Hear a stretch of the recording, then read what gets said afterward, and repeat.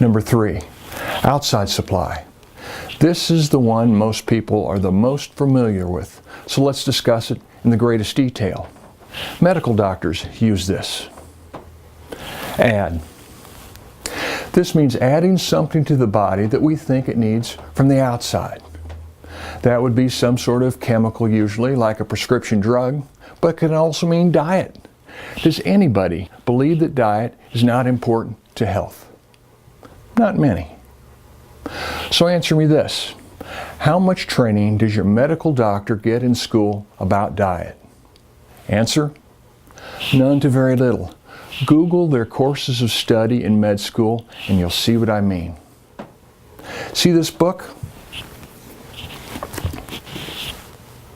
It was written by Dr. Barry Sears, who has a PhD in biochemistry. It's his 4th book and his best effort to date.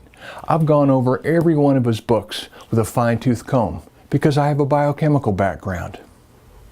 It tells how the body works chemically and, quite frankly, isn't afraid to discuss chemistry's shortcomings. It should be considered the Bible of chemical healing. Now, if you don't want to read this very relevant book, at least know this.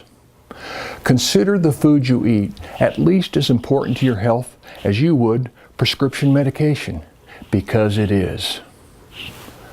Also, consider taking at least 3,000 milligrams of omega-3s daily. That's less than $2 a day for the pharmaceutical grade kind. That is assuming you are not on any blood thinners or have some condition that would preclude you from taking it. You know what that'll do? That will favorably tip the scales in your body towards less cancer, less strokes, better brain function, better heart health, and the production of natural anti-inflammatory substances in your body. It's been heavily researched. It works by favorably altering the eicosanoids in your body, the way your individual cells talk to one another. Omega-3s are as close as you can come to a home run, chemically speaking, and most people don't know how important it is. And you know this? It doesn't require a prescription. Now, you would think that a doctor who uses biochemistry all day long in their practices, like your medical doctor, would be fully aware of this and recommending this faithfully to their patients. But chances are they are not. Why? 2 reasons that I can see. 1, as previously discussed, they weren't taught a lot of nutrition in school. Number 2 is that it wouldn't make our current system of healthcare any money. In fact, it would hurt it immensely, and our pro-pharmaceutical press is not going to promote that. Think about this. We are only one of 2 countries in this world that allows drug advertisements on television. We didn't used to allow it for obvious reasons, but that all changed in the 1980s because there was just too much money to be made in it. The bottom line is that advertising works, or companies wouldn't be doing it. Our latest biochemical craze is cholesterol-lowering statins, an estimated $29 billion a year industry on one type of medication alone. We'll discuss these, among other things, in a later video called Standards of Care. You might just want to watch it. You see, there are forces at play that might not always be in your best interest. Now, is there ever a place for medicine, you ask? Why, of course there is. You just need to see medicine in its proper context, and then armed with better information, you can become an informed consumer. Does that sound good to you? Remove. This is where something is perceived to be harming the body and needs to be removed. Cancer surgery is a typical example. We'll talk more about surgeries in upcoming videos, but for now know this. The international medical community agrees that between 10 and 15% of the time, a surgical C-section is probably necessary for pregnancy. Do you think the International Midwives Association would have a lower figure? I do. But to make a point, let's continue. Let's just say, for the sake of argument, that the figure for C-sections should be around 10%.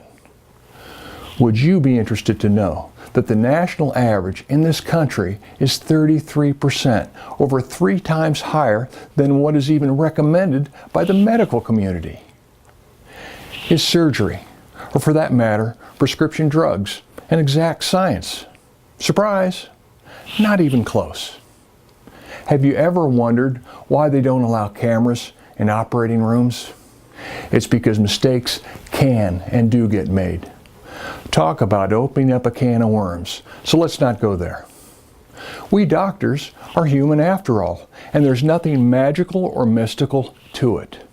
Just ask any spouse of a physician if they are human like the rest of us. You would get an earful. You know, I will go on record today and predict that 100 years from now, heck, 30 years from now, we will not be performing nearly the number of surgeries that we do today. In fact, it's already beginning. Watch for my upcoming video on spinal surgery, as I have to deal with this in my practice all the time. There are things you might just want to know. Support. This will be a case where something is necessary to sustain life. Emergency care falls into this category, and it is one shining aspect that I'm grateful that we have. However, keep in mind that the principles of emergency care work poorly on the other 99% of our lives, or for that matter, on the diseases we are dying from today, or we wouldn't be dying from them. You see, it's the attention emergency care receives that makes us think it is making way more of a difference than it actually does in the bigger picture. But you couldn't make dozens of medical show dramas over the years without it. You see, we just love to watch life and death situations, don't we? The strengths of using things from the outside are that it can be sometimes a game changer if applied to the right person, at the right place, at the right time, the right age group, in the right quantity, to the right ethnicity or race. But herein lies the problem. As previously discussed, there is no simple black or white way that works for everyone.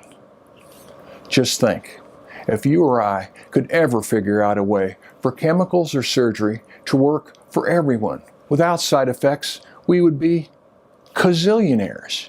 Eat your heart out, Bill Gates.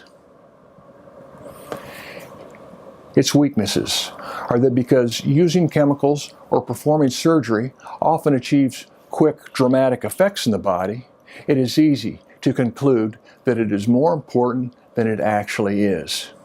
It also makes it more dangerous to our health, by the way. More on that later.